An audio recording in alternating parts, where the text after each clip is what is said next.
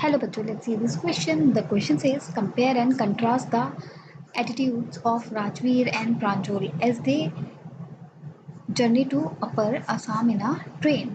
तो बच्चों क्वेश्चन में हमसे ये बोला जा रहा है कि आपको कंपेयर करना है और दोनों के एटीट्यूड्स पे कंट्रास्ट डालना है कि राजवीर और प्रांजल जब जर्नी कर रहे थे अपनी ट्रेन में अपर आसाम के लिए तो दोनों में क्या डिफरेंस था.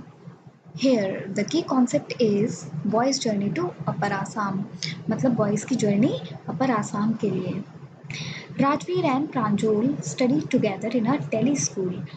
Pranjal was born and brought up in Assam, where his father was the manager of a tea estate. Rajveer had accompanied Pranjal during their summer holiday to explore this part of the country. Since Rajveer was visiting Assam for the first time, he was very excited.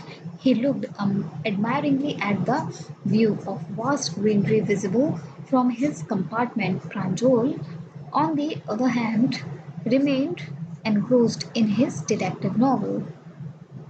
तो बच्चों राजवीर और प्रांजल जो है वो दोनों लोग एक साथ दिल्ली स्कूल में पढ़ा करते थे.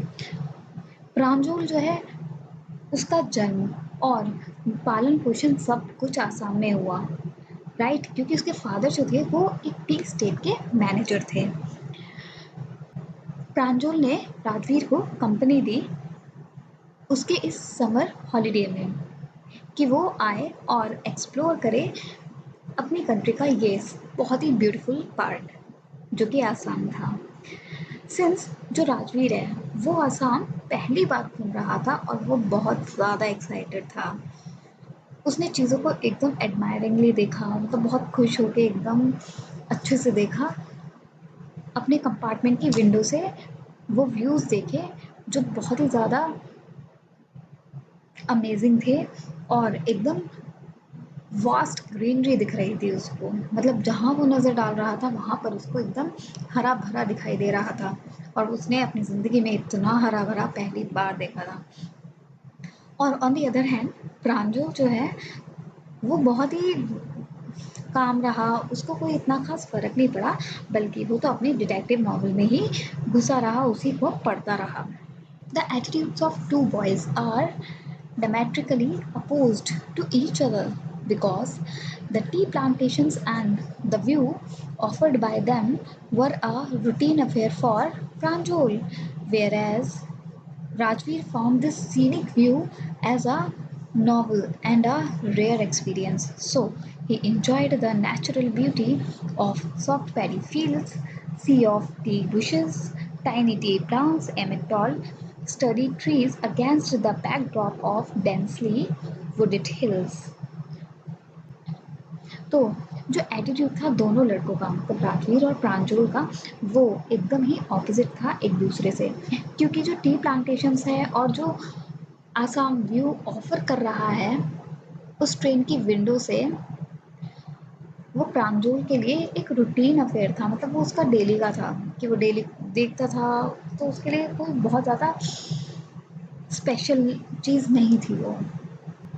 जबकि राजवीर, जैसा कि आपको पता है, वो आसाम ही पहली बार आया था, तो उसने ये जो सीनिक व्यूज़ थे वो बहुत अच्छे से देखे और वो उसके लिए एकदम नॉवल थे और एकदम ही रेयर एक्सपीरियंस थे, जो मतलब बहुत ही ज़िंदगी में कभी कभी एक्सपीरियंसेस आपको मिलते हैं करने के लिए, वो एक्सपीरियंस था.